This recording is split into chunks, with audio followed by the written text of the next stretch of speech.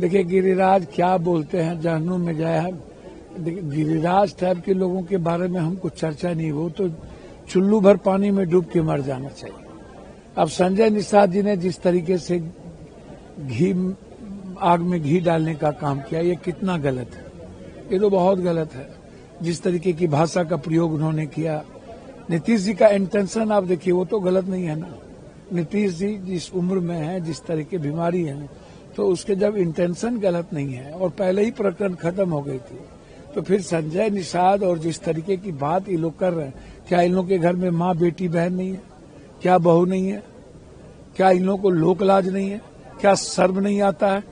इस तरह की बात जब ये करते हैं तो क्या इन्हें अपनी बेटी याद नहीं आती? इन लोगों को अपनी बहन याद नहीं आता, अपनी माँ याद नहीं आता?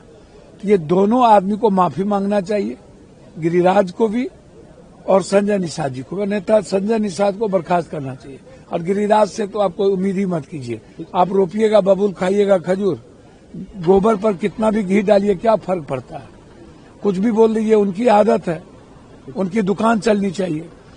लेकिन मैं इतना जानता हूं कि माँ बेटी बहन कोई जाति, कोई धर्म, कोई वर्ग, कोई मजहब, कोई क्षेत्र, कोई लिंग नहीं हो सकता।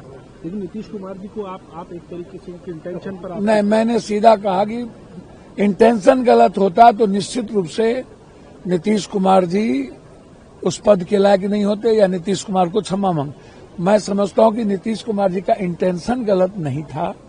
बच्ची की तरह एक पिता का जो भाव था, उसने हो सकता है खोलो बिटिया, तो इस भाव के साथ यदि उन्होंने कुछ भी किया, उस समुदाय के लिए वो सही नहीं है, उस विचार के लिए सही नहीं है, लेकिन इंटेंशन